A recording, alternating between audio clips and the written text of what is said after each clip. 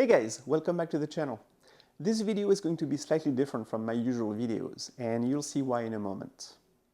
I wanted to share a few updates about the channel and the Electronic Focuser crowdfunding campaign I announced in my last video.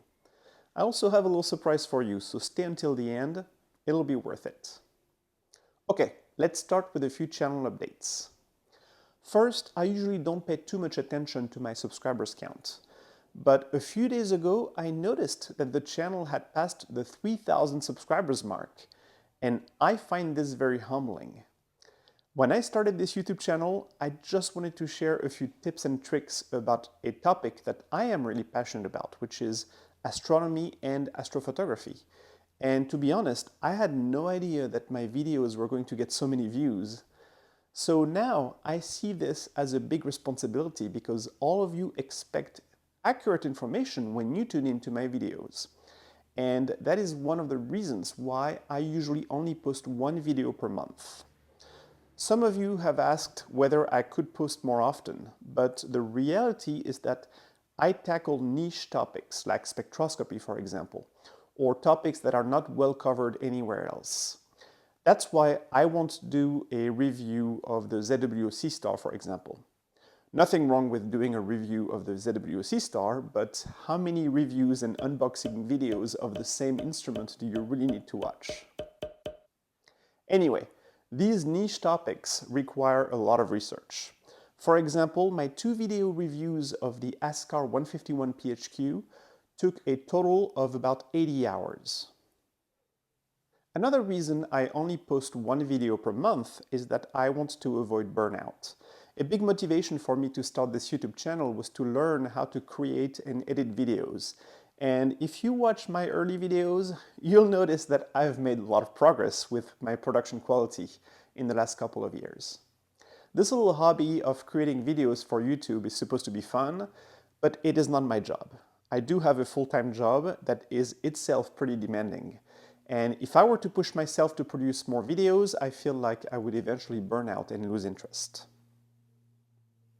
What has really made a big difference for me is the amount of support I've received from all of you.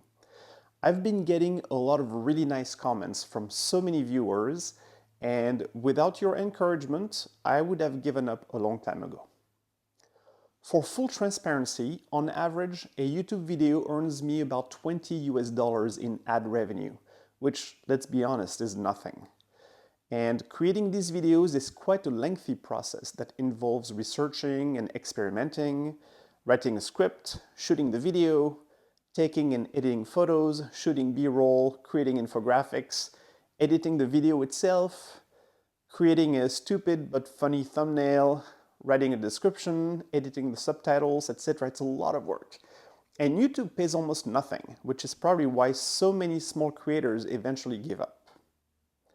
But what has made a significant difference for me are the affiliate links. Yes, those links that I put at the top of the description in my videos. Once you've clicked on them, and if you purchase something from those retailers within a certain time frame, usually a couple of weeks, I get a small commission, and it adds up. With the affiliate money I've received in the last 6 months, I was able to purchase a new camera, the ZWO ASI 715MC, which costs $200. I am planning to review this little camera in a few months on the channel, and since I purchased it, you can be sure that it will be a completely unbiased review. I am curious about how it will perform on the moon and the planets with my ASCAR 151 PHQ, but also how I could use it in the near infrared where it is quite sensitive. More on this in a minute. I have a lot of ideas for future videos. For example, I want to talk about how I process a 2D spectrum into a fully calibrated spectral profile using software like ISIS or SpecNT. I also want to talk about low-resolution spectroscopy in the visible and also in the near-infrared region of the spectrum, all the way to 1.2 microns. I want to document some of the star parties I am going to attend this year and maybe also talk about other DIY devices, like maybe a second version of my ASCOM-compatible telescope cover, where I am planning to implement some really nice improvements. Anyway, I have more ideas than I have time, unfortunately. But I'll try to stick to one video per month, and hopefully that'll work well. Alright, next up, let's talk about the Electronic Focuser crowdfunding campaign, which I announced in my last video. I have received orders for over 30 focusers, which adds up to almost 6,000 US dollars. This is just unbelievable. I had no idea that it was going to be that popular. As soon as the crowdfunding campaign ends at the end of this month, I will be working hard to fulfill all the orders I've received. In case you are planning to use this electronic focuser with an off-axis guider, you should know that it is compatible with the ZW-OAG and the ZW-OAG-L. It is also compatible out of the box with the Player One OAG and the ASCAR OAG. I am in the process of figuring out whether I can make it work with the Celestron OAG. However, it appears that it cannot work with the QHY OAG, at least not without a significant change to the design. Anyway, I hope that you enjoy using this little focuser as much as I do.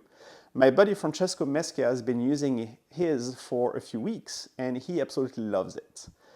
Oh, and it sounds like the electronic focuser may be added to the equipment database on Astrobin, which is kind of sweet.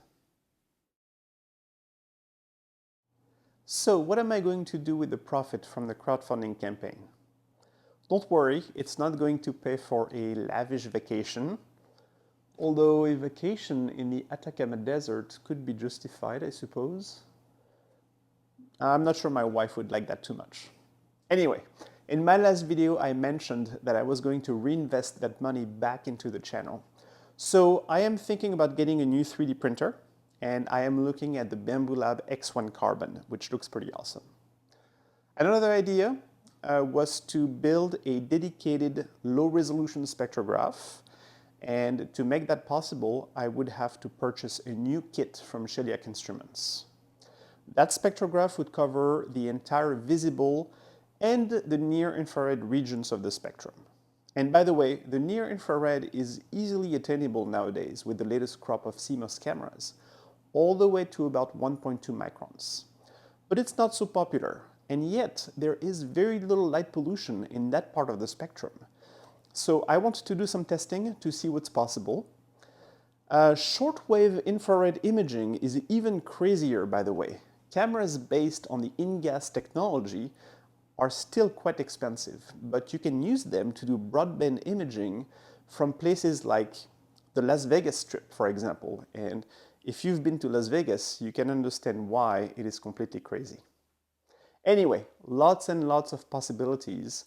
And the profit I am making from the crowdfunding campaign will help make some of these projects possible.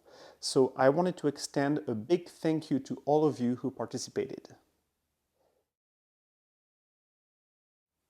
Alright, at the beginning of the video, I promised that I had a little surprise for you.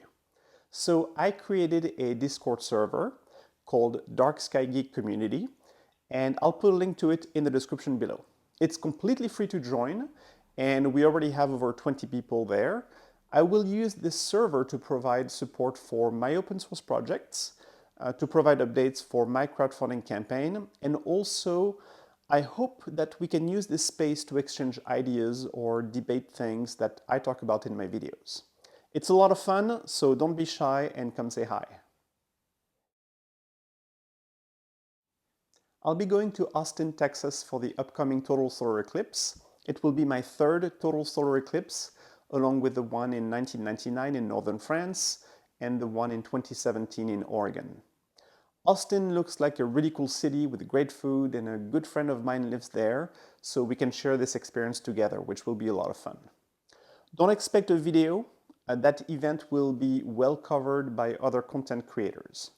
Also, I am not bringing any photographic equipment. In my opinion, it's a phenomenon that is best enjoyed with your eyes and maybe a decent pair of binoculars.